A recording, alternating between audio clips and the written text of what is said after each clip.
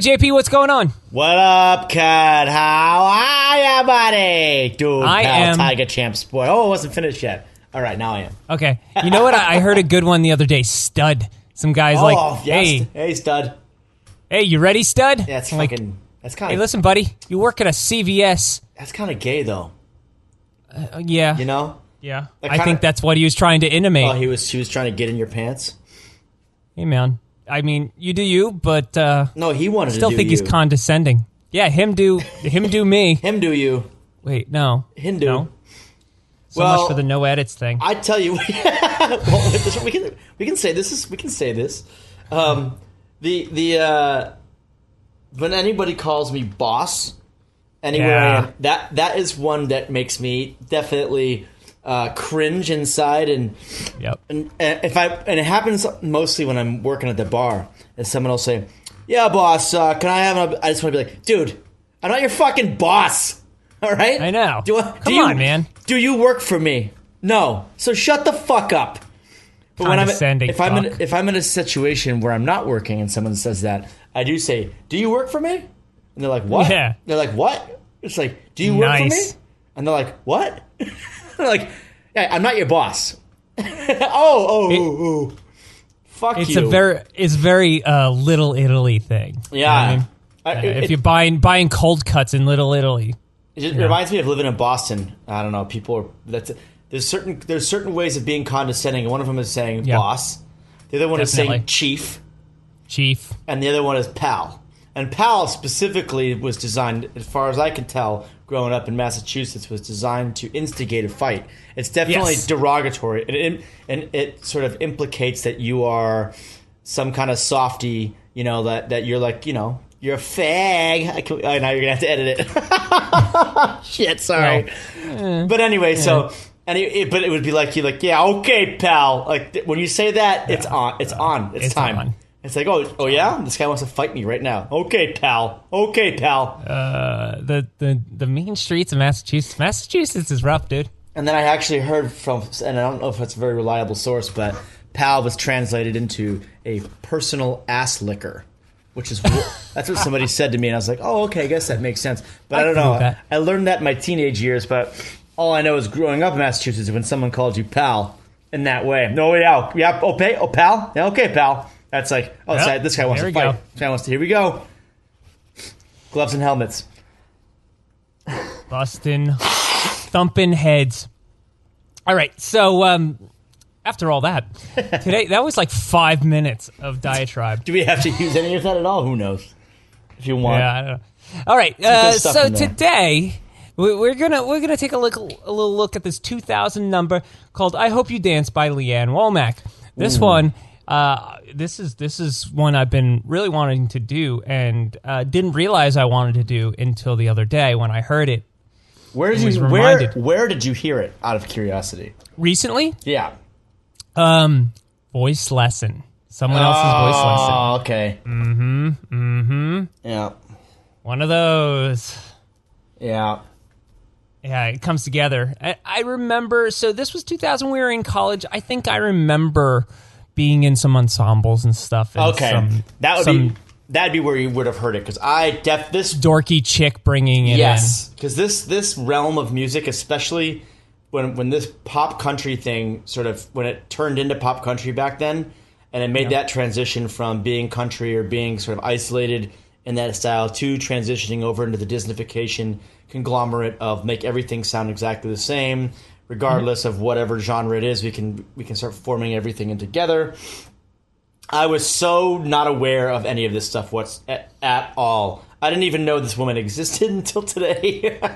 Like I have. She's hurt. I have no idea. This would have never come across the table for me. You know what I mean? I would have never been somewhere.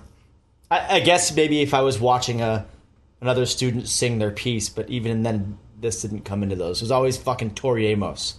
Every girl wanted to be Tori Amos in all my singing. They sure did. Every one of them. Or Sarah McLachlan. It was always those two. Always. Yeah, and the other thing about this is that my mom liked it. I specifically remember her saying, I like this song. Oh, and then you know it's bad. I like these words, you know? And that says it all. I mean, we could pretty much finish the episode on that. This is a my mom liked it song. Yep. You know? Yep. That does not speak well for it. It's sorry. It definitely makes when that statement is said, it certainly makes it like the cool factor in the song has evaporated completely. And it definitely listening to the song, it seems as if it was catered to an AC crowd anyway. Totally. AC, for the listeners out there, if you're not aware, is the adult contemporary crowd. Anal cum shots. Oh, yes, exactly. Depending on your definition. Yes, depending on where you're from. So, yeah, it absolutely is. It absolutely is. And there's a lot of talk, you know, some interview with LeAnn Womack, heretofore referred to as What's Her Butt. She talks about, it reminds me of my daughters and coming up and, you know, all the kids, they understand it and blah, blah, blah, blah, blah, blah, blah. It's fucking bullshit, bro. Yep. So, yeah, you know, it's interesting because I'm in this in-between space with it lyrically, where if you look at the technique of the lyric writing, it's spot on. Mm-hmm. Technically. Mm-hmm. It's great. You know, it's like, it's really like the thought is there. It's like everything lines up. You have, you know, things that are pushing against one another, great rhymes. It leads you right into the chorus. But the sentiment is just so saccharine, I want to shoot myself in the face. You know, it is like, this song is basically inspirational quotes set to music. Yes. Which I cannot handle. I do not like inspirational quotes. It's inspirational quotes that are also religiously based inspirational quotes. Oh, yeah. There's definitely that undertone of Jesus-y tude. It's, you know, it's like a Hallmark Channel anthem. You know, it's just too much estrogen for me to handle. Yes. And it's, when it gets to this level of schmaltziness, it seems so insincere.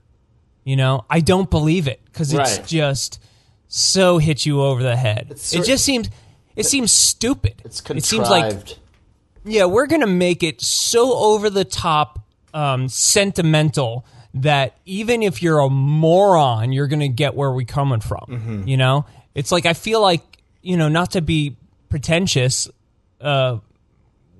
which of course I am anyway, but I feel like this song's for stupid people. Yes. Because it's like, we are just going to take this dripping, vapid, shameless sentimentality and just bust you over the head with it.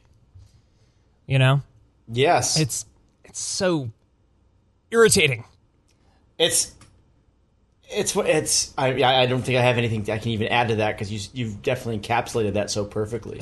I want to say something but there's really nothing to say. Yeah, I know. The craft is done well, but it actually doesn't mean anything. It's just fucking trivial. Yeah, I mean, I get what they're going for. It's just I don't feel like I believe it. You know? Again, it feels like, you know, it's like a greeting card. Mm-hmm. You know? Does anybody ever really open a card, a Hallmark card, and look at what it says and goes, "Oh my God, that's so right. That's so me. You knew." Yeah, and start crying. I mean, I guess people do, but usually when they do, I'm like, dude, I just picked this up at Target. Yeah, you know, it's like half the time it's like, yeah, that's good enough, I guess. You know, it's pre-made. I don't know. That's why I always whatever the holiday is, I'll always buy something that's not that. If it's my brother's birthday, I'll buy him, you know, something that's like "Merry Christmas, my Godfather" or something like that. Something like that. It's always something that's completely out of left field because nothing that I'm going to buy is going to make it make any sense. And I feel no one ever says to me that was stupid. They're just like, "Oh, it's JP. Okay, he's an idiot. Whatever." Of course, which is good. It makes them think of you. Yeah, I feel like more than, you know, oh, you found the card that really speaks from you in the heart. It's more like, huh, you found the one that wasn't total bullshit. Hey, this how it's like it's a lucky strike. You rolled snake eyes like, hey, this one, huh? You know, Ugh, it's garbage. It's garbage. It is schmaltzy, saccharine, corny. Corny is definitely right. Melodramatic sentimentality. Sentimental in the bad way, you know?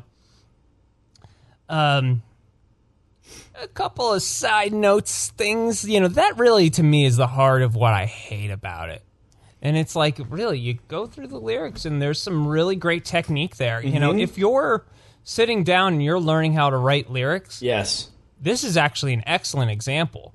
You know, this is the kind of song that Pat Pattison would bring in one of his classes, and he'd be like, "Yep." For those who don't know, you know, Berklee College of Music songwriting teacher who I read all his books and stuff, and he knows what he's talking about. He's a great teacher, but he loves these shitty fucking songs, and I bet you no doubt that he's brought this one in because it is like technically really well written. It is lyrically, and I think a lot of it too is the performance, you know.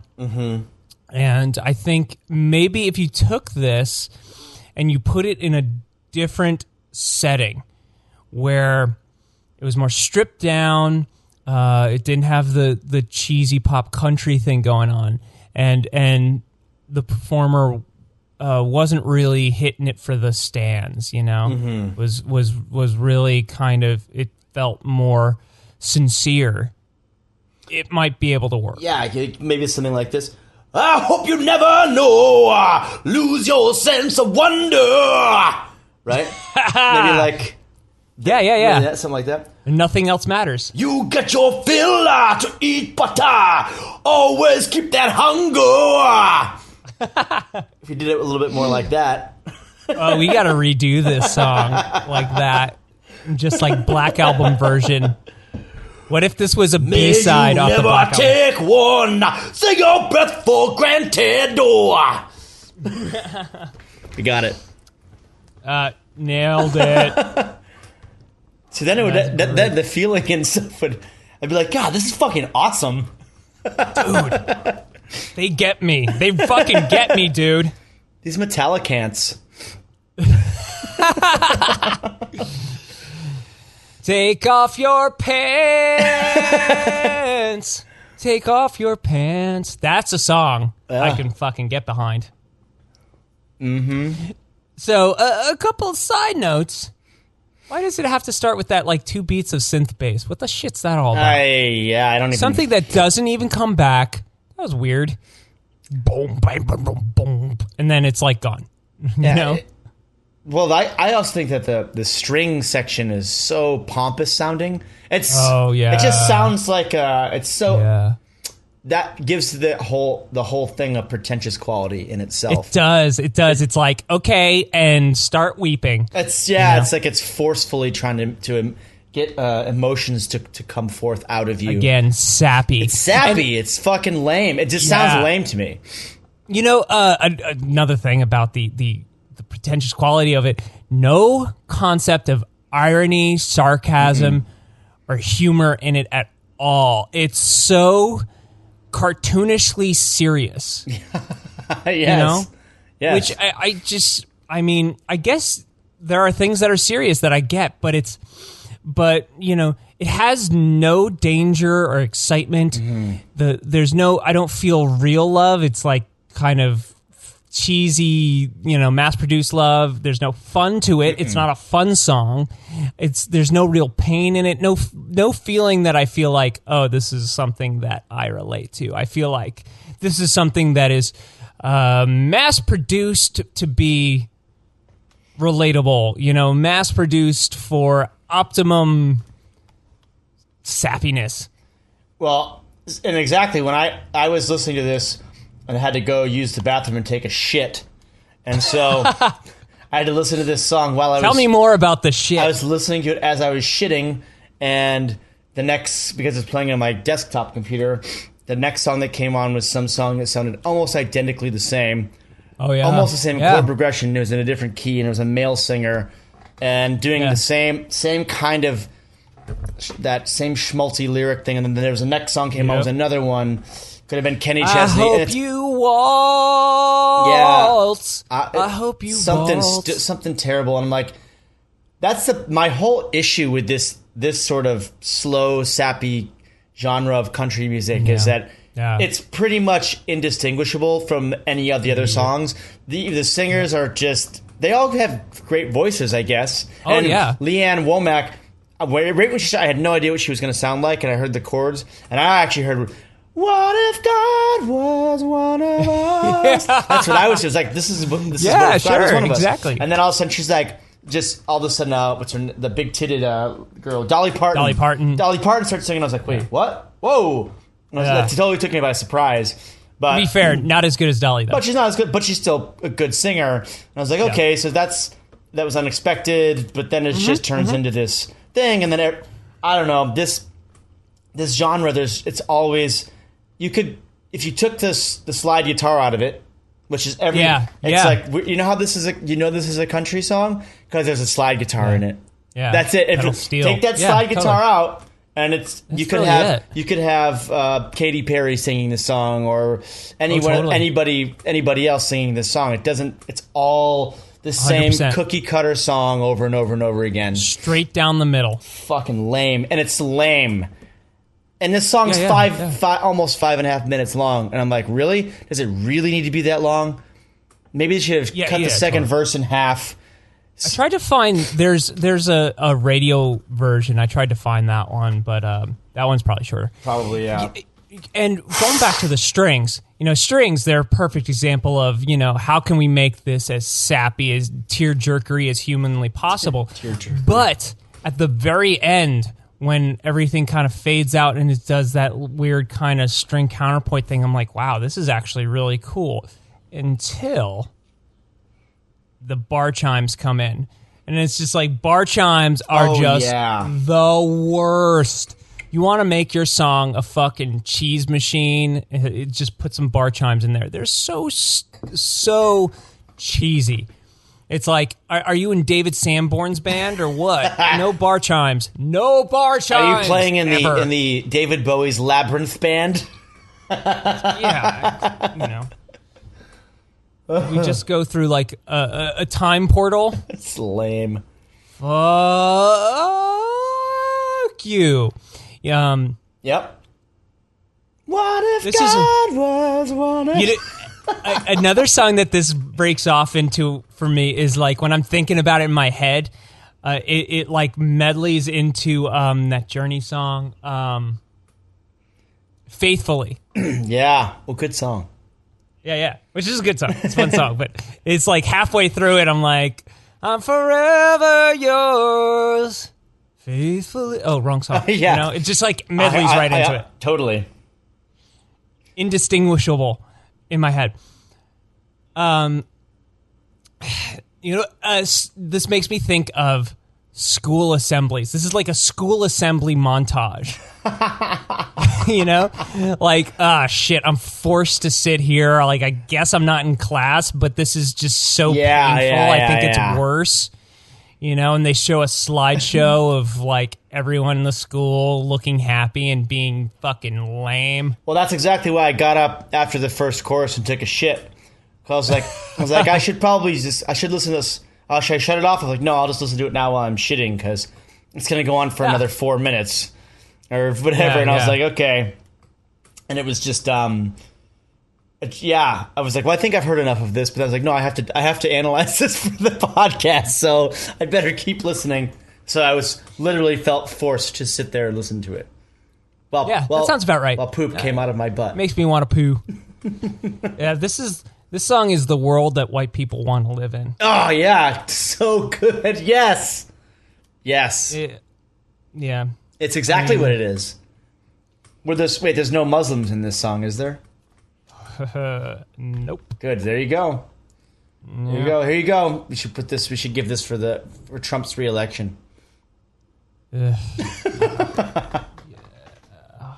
It's... So how about those Knicks? Inspirational quotes set to music. Okay, so then the YouTube comments, man. Oh shit! I gotta check these out. See, a lot of them are the first one will always be, the same thing. Like, oh, this reminds me of someone in my life who died, and then it just devolves instantly to somebody going, then your husband raped you in front of him. Yes. Wow. It's like, whoa, this devolved very quickly. Shit. What an asshole. I know. Can I just add barf? Yep, that's a good one. I know. Oh, man. That's kind of how I feel about that, too. It definitely has that gag reflex. Yes, very much so. It's amazing how many people I feel like just fall for it. It's like, are these the people who buy the as seen on TV things like the Miracle Wonders and what have you, and think that I don't know. I always cry when I hear this song. Your mom cries when she eats jalapenos and farts. Cool. What's her digits? To be fair, I cry when I hear this song, but for a completely different reason. Oh, this. I don't know. There's that thing where people they get tapped into stuff and it hits them emotionally. But I'm with you on that when it's totally contrived and constructed to be that thing and it isn't real, there's no way it could tug my heartstrings because it wasn't. The song doesn't come from the heart. It comes from a Hallmark card. Yeah. Or many Hallmark cards strewn together. This song was actually written by Hallmark. They got a writing credit on this. Yeah, I was going to say something about it, but whatever. Oh, what? What happened? My ear was itchy. It's this fucking song, dude. I know. This song is lame. Wait, what did you just say? You just said, every time you hear it, you think you would be sad, but you're not because it's bullshit. And I don't know. I had something to add to that, but fuck it. But fuck it. Fuck it. But fuck it. Yes. Oh, Jesus. These are so fucking... You see the one that says, I'm a 6-foot inner city black guy, and this song brings me to tears? Maybe because you're a Sally! It's safe to say. I can say that, right? I can say that. Bring in Boston. Yes. Bring in Boston to this fucking jam here, kid. Oh, yeah, it's a song for all moms and daughters everywhere. Man, these are just like, there's so many grandmas on here. Like, oh, this speaks to my heart. Mm-hmm. Yeah. Hey, JP. Yes, sir. How are ya? I'm well. Did you know that all this month we're asking you to tell a friend about a podcast I love? You meaning the listener, not you. Well, you could do it too. I don't know. Whatever. As a matter of fact, I did know that. And so what I think we want to have people do is right now, you think of a friend, your mom, your dad, anyone that you like or don't like, your sister, the guy she's fucking, the guy you're fucking, and the guy that he's fucking, whatever. We want to know what kind of podcast they would really like. For example, right now, I've been listening to TV Guidance Counselor by Ken Reed. Yes. What about you? What you been listening to? On Cave Comedy Radio, which also is intriguing to no end. All right? You got it? You got it! Now do it!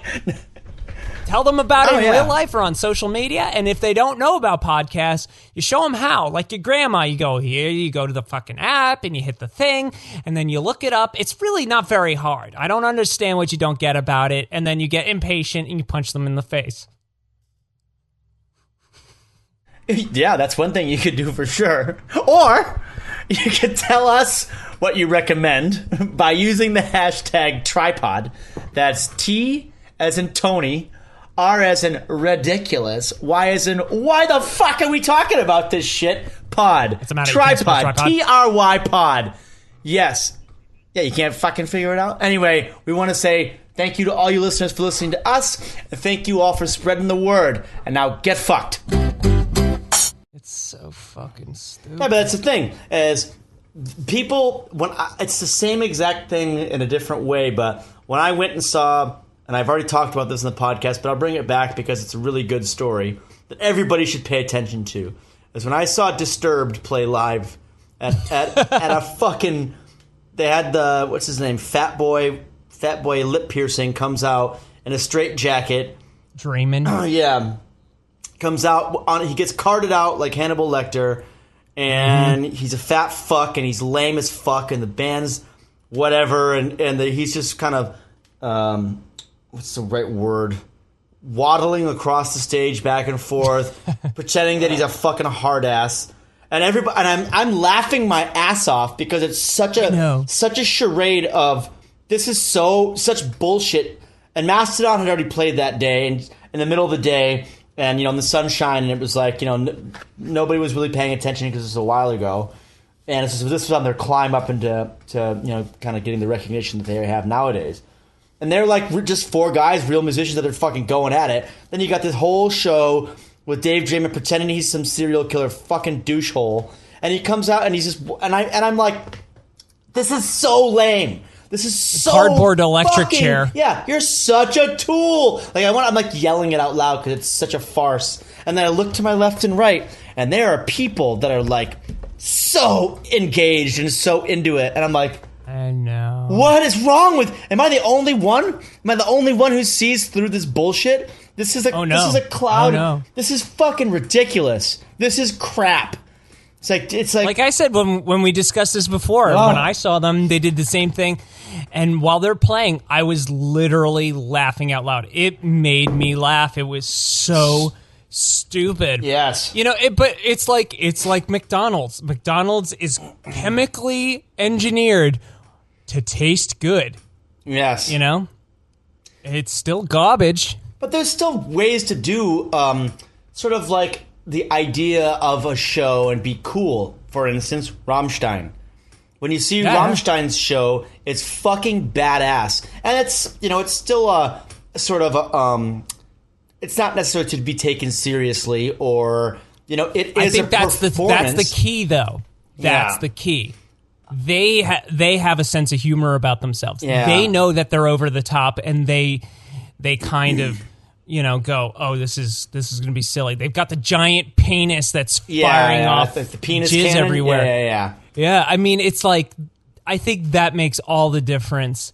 Is that if you get the sense of irony and you have a sense of humor about yourself, if you're not just cartoonishly serious about everything. But that's how Dave Draymond is. He doesn't have a sense of humor, and it's so fucking comical to watch him try to like manifest this hard assery. You're like, you're a fucking tool.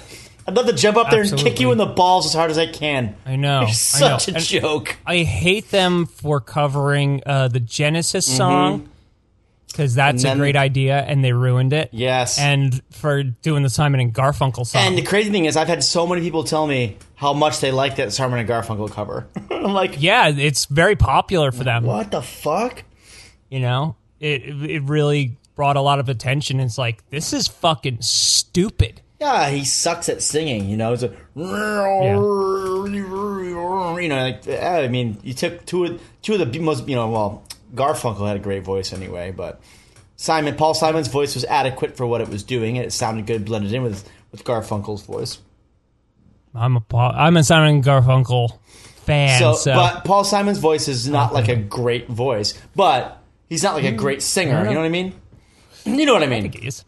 No, you don't know what I mean. I just mean in the sense of Art Garfunkel was the more singerly talented of the two, is really what I'm saying. I'm not saying I have any problem with Paul Simon's voice. He just didn't have the acrobatic leaps that Art Garfunkel could do. This is true. That's all I'm saying. Don't misinterpret it, right? Anyway, I don't have to LeAnn Womack's pussy was definitely dried up when she was who wrote this fucking song, actually? There's no way she... Not them. Not her. It was... It was composed by... God damn it, it was right here. Two people who are human beings, and they are named Mark D. Sanders and T.S. Stillers.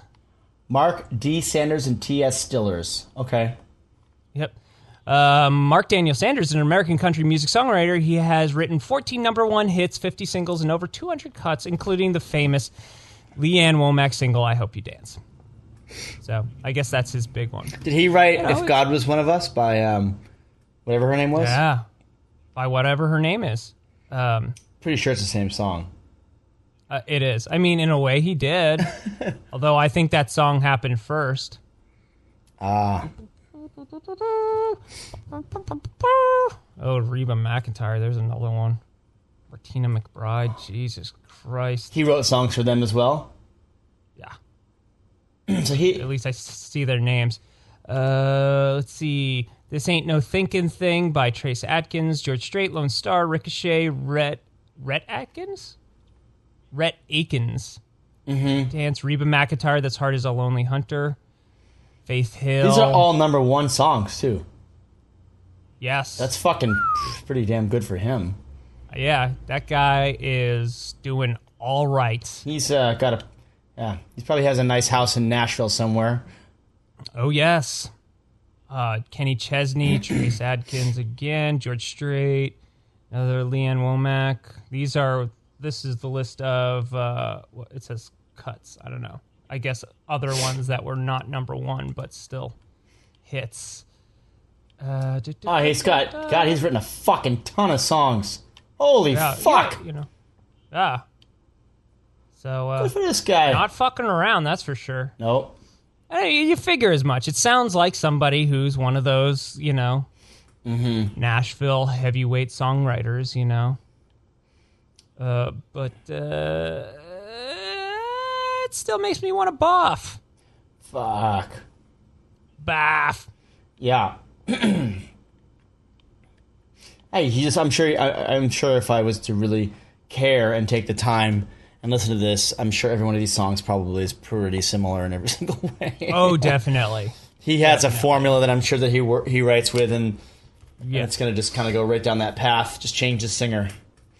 Yeah, and I think, there's so much more focus on just lyrical stuff and musically afterthoughty, He's Is he writing the lyrics of these songs too? Is that the case?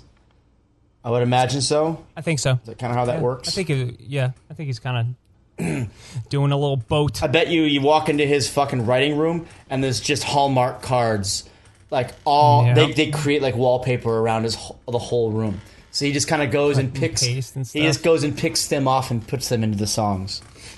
Dude, I can't handle that inspirational quote bullshit, man. It just makes me so mad. It's so disingenuous. Do you have the Instagram people that you follow or follow you that only post inspirational quotes? Yeah, of course. I'm like, of course. And it's just fucking take a picture. It's Instagram, fuckhead. Fuck you. Instagram is your digital fucking, your fucking, what the fuck are those things called?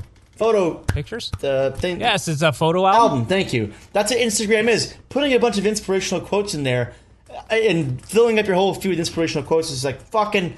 That's what you take pictures of. That's what you want to have photographs of. Come on, get it together, fuckhead.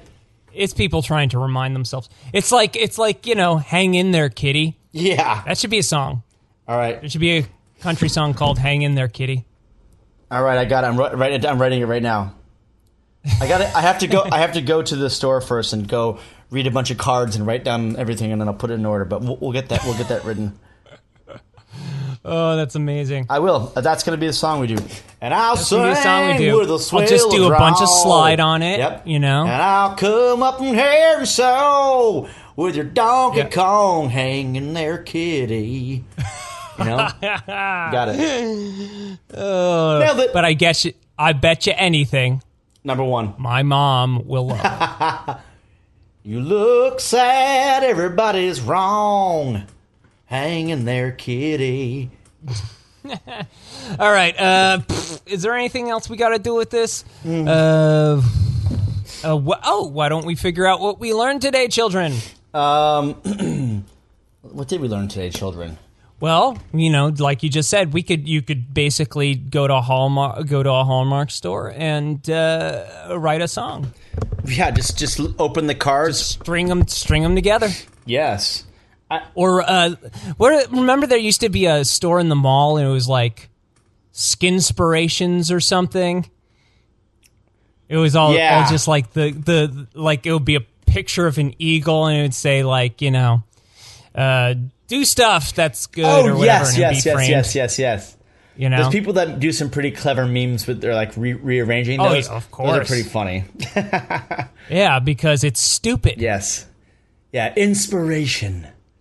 Yeah, give me a fucking break. I can't believe that anybody would ever buy something like that and hang it on their wall or whatever, Yeah, I know people who do, though, and it's like, fuck. Like dads have them in their garage when they're working on the car. Yeah, it's very much a mom thing. Yeah. Yoga mom thing. Yeah. Yoga. What else did we learn? I learned that Mark D. Sanders is a fucking pretty prolific songwriter and probably, has sitting on a bunch of money right now, living a good old life.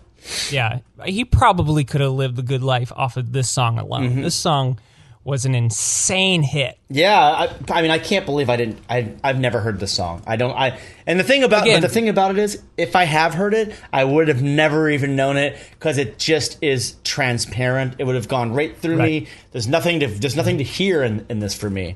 Has zero emotional effect for a guy who, for someone like me who actually has real fucking emotions. Hate. Yeah. Who has a lot of hate. Feelings. Hate. Yeah. I hope you dance. I hope you dance. In a way, no, I'm not going to go down that road. Never mind. That can be for the outtakes. Yes. What else did I learn? I learned that this is a perfect school assembly montage song. Also, you know what? A senior prom song. Could it have been? I guess it could. I mean, I don't know. Oh, yeah. I don't think this would have been. It's too country to be played in Massachusetts for where I'm from. Anyway. Oh yeah. They would totally do that where I grew up. Yeah. And there are some people on the YouTube that are like, "Oh, this was my senior dance song." Yeah, I honestly feel like I've never heard this song before, but Massachusetts, we didn't really have a lot of country music at all. I think there were two stations maybe, and I never heard it ever. It wasn't a very country, just wasn't a lot of country in Massachusetts. At least in eastern Massachusetts. In western Massachusetts, that's where all the Hicks lived. Right, totally. My mom would listen to the just adult contempo station, WHUD, and they would just play all this shit. And they would play Shania Twain. I mean, same thing. It's like it's really like adult contempo baloney, not more than it is country. Yeah. I just feel like in Massachusetts, well, at least like I said, in the greater Boston area, anything with a slide guitar, people are like, nah, fuck that, dude. Get that fucking shit out of here, kid. And rightfully so. You gotta have fucking accordions and fucking ukuleles and and some fucking blow pipes, whatever the fucking things are called. Blow pipes? Fucking squeedle-dee-dee-dee-dee. Irish music all the way. I don't even know what they're called. Bagpipes. Bagpipes, there you go. Squeeze your sack. Squeeze your sack harder. Yeah, jeez. Play your fucking sack harder. Playing the bagpipes again. Fucking blow your pipes, kid. What is this, a police funeral?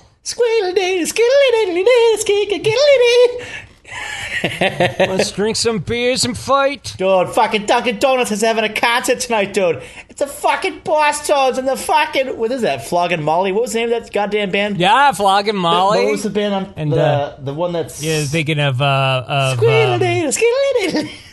the fuck is it? Yeah. The... fighting Irish fellas. That were angry. Dropkick Murphys. That's the one.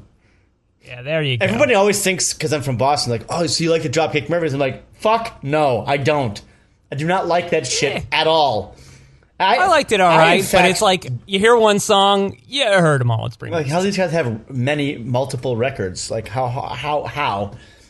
Selling to all those Bostonian guys. Also, I got an Irish background, so there's a little bit of... I'm just not really into Irish music. Irish music at all. Yeah. I'm not Irish. What can I say? See, there you go. But there's not much I could do to defend it, because it is like one song. It's one song. Over and over then the fucking Mumford and Sons have made that one song wicked famous all over again. That one. Yeah, with with some hey-hos and like...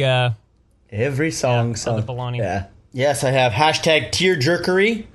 Extremely. I have hashtag adbarf. Hashtag adbarf. Adbarf. ADBARF. ADDBARF. Okay. Adbarf.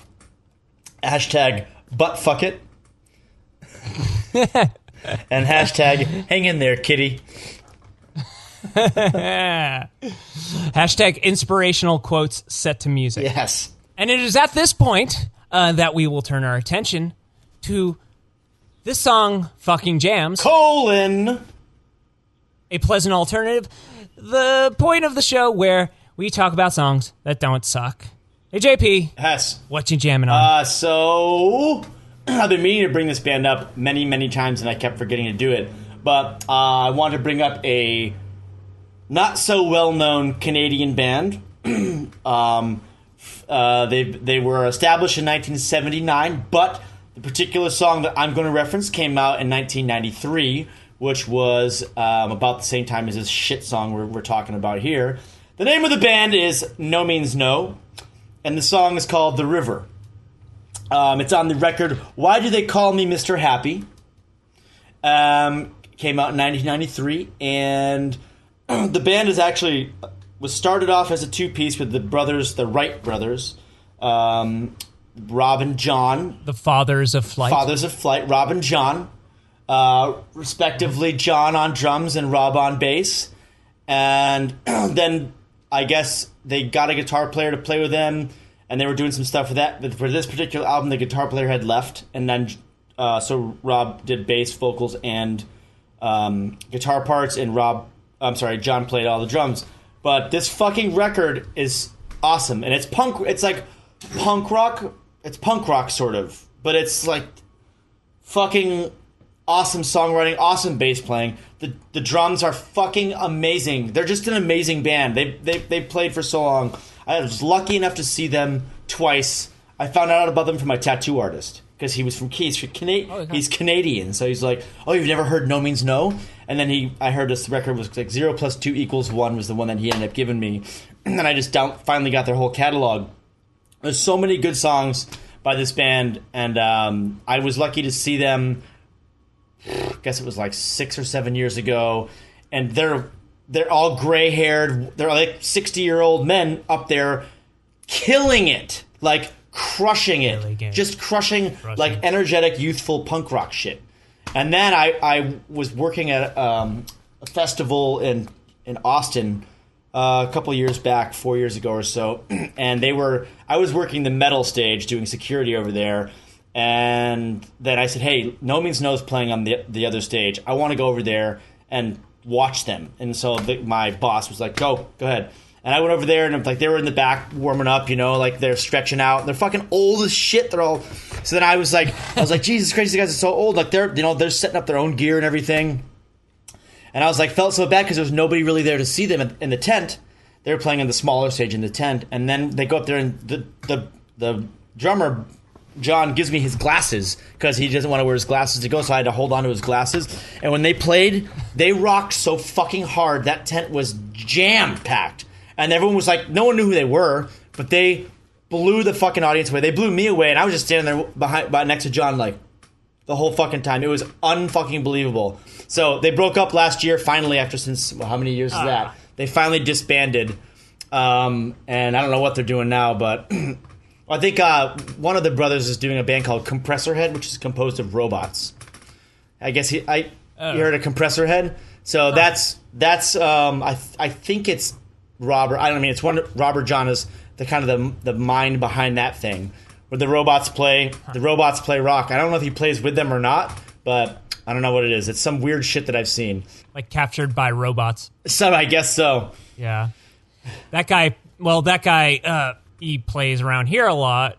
I opened Captured by robots? I think everyone's played with him. Because he used to be in Skanking Pickle. Oh, okay. Right? I don't know. But anyway, that's my No Means No. Song is called The River. I mean, I would check out any of their best record is a record called Wrong. It's the record, if you guys don't know, it's fucking amazing. It's really kind of like lo-fi. Everything's really lo-fi, but it's really the way they recorded everything just sounds like you're standing in the room with them. It sounds like you're in their rehearsal space listening to them play. It sounds fucking awesome. And they're such great musicians. They're just so fucking good. I am into that. I will totally check that out. So I'm gonna go with just something real kind of middle of the road, classic, famous. Limp Bizkit. But yeah. So I'm a big Biscuit head. Is that what their fans are called? What do they call? I don't know. Actually, my band, we recently started doing a song that we'd stopped doing a couple of years ago, but was always one of my favorites to do. And it's Separate Ways, Worlds Apart by Journey. It's a classic, one of their big tunes. Very kind of chuggy. You know that one. One of those tunes where Steve Perry's like got the smoky voice. Yeah. You know? Oh, yeah. Kind of getting a little gristled toward the end of the session or something. And just great lead lines. Super fun to play. And then just got the chugginess. Love the chugginess. And the ending. Just one of those real just tight cutoffs.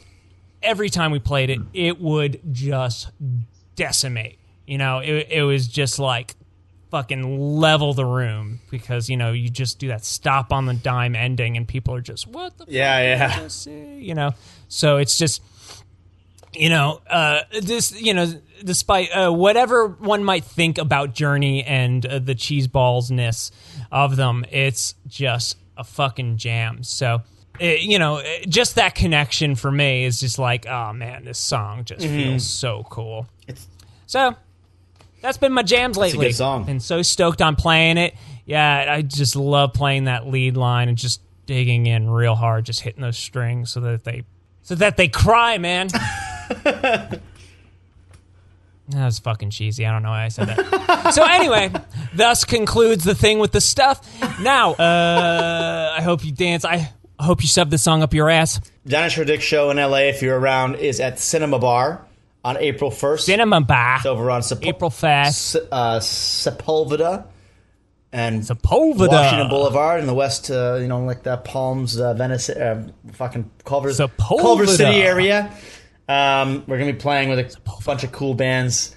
House of Rabbits, John Meadows Band, and La La La Birdland. It's going to be a good show. The place is really small. It's going to be packed. All the bands are fucking very different, but all have their own unique coolness to them. It's definitely an avant show, and it'll be a good time. That'll be, I think that's Saturday, April 1st. That's a Dinosaur Dick show? Mm-hmm. I think so. Dude, I got the cover for you. I hope you dance Dinosaur Dick style.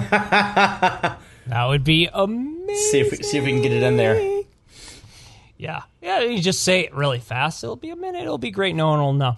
So, the plugs are out of the way. We got hashtags. Everything's good. You can shove it up your fucking ass. So, for JP Von Hitchberg, LeAnn Womack, and me, don't let the man get you down.